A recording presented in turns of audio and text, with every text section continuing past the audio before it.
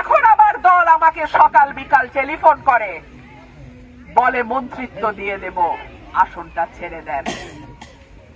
আমার জান থাকতে, আমার শরীরে এক বিন্দু রক্ত থাকতে মন্ত্রিত্ব তো দূরের কথা, আমি সারা দুনিয়ার কারোর জন্য কোনো কিছুর জন্য আমার এই মানুষদের আমি ছাইরা যাব না। শুধু একটা কষ্টের কথা বলি, যাদের জন্য আমি এই লড়াইটা করেছি, আমার প্রাণের দল, যে দলের হাত ধরে আমার রাজনীতিতে আসা, আমার নেতা, 3 বারের প্রধানমন্ত্রী, দেশনেত্রী বেগম খালেদা জিয়া। বেগম খালেদা জিয়া আমাকে এই রাজনীতিতে নিয়ে আসছে। বেগম খালেদা জিয়ার ভালোবাসায়, আশ্রয়ে, সহযোগিতায় আমি এতদূর আসছি। আমার মা যেদিন মারা গেছেন সেই দিন আমি বহিষ্কার হয়েছি। আমার মা জীবিত থাকা অবস্থায় আমাকে বহিষ্কার করা যায় নাই।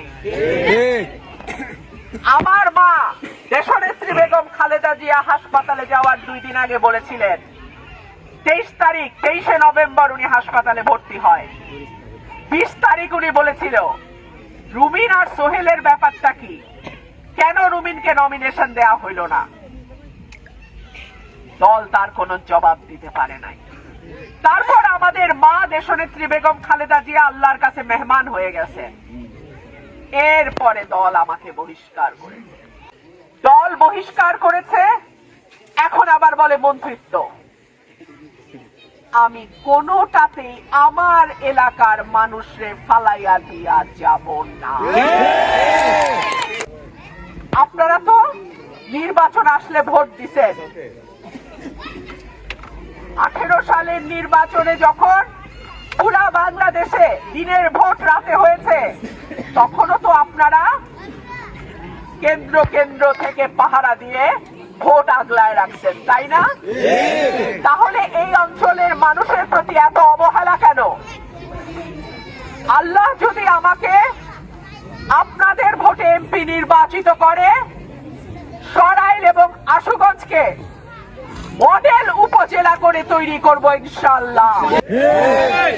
আমার মালিক আমার এলাকার মানুষ, আমার দায় আমার এলাকার মানুষের কাছে, আমার দায় জবাব আমার এলাকার মানুষকে আমি দেব, কারণ তাদের ভোটে আমি হয় এমপি হব না হব না, তাই তো? নির্বাচনের কিছু নিয়ম কানুন আছে, আপনারা জানেন। আপনারা অনেক কষ্ট করে এসছেন, দীর্ঘ সময় আপনারা অপেক্ষা করেছেন। আজকে হয়তো আমরা লম্বা একটা সমাবেশ করতে পারছি না।